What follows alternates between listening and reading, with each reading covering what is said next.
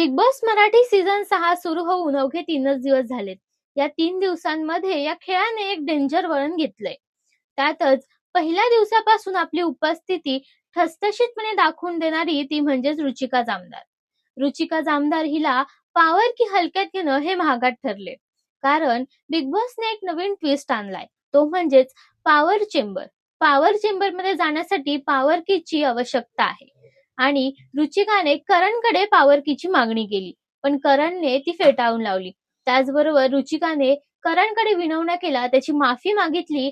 तर करणने तिला पॉवर की दिली की नाही हे आजच्या एपिसोडमध्ये पाहायला मिळणार आहे.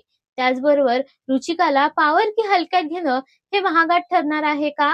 रुचिकाला पॉवर की नशिबाचे दार देणार की थेट नॉमिनेशनकडे पोहोचवणार? तर पाहायला विसरू नका बिग बॉस मराठी सीझन 6 दररोज रात्री 8 वाजता फक्त आपल्या कलर्स मराठी आणि कधी पण आपल्या जिओ हॉटस्टारवर.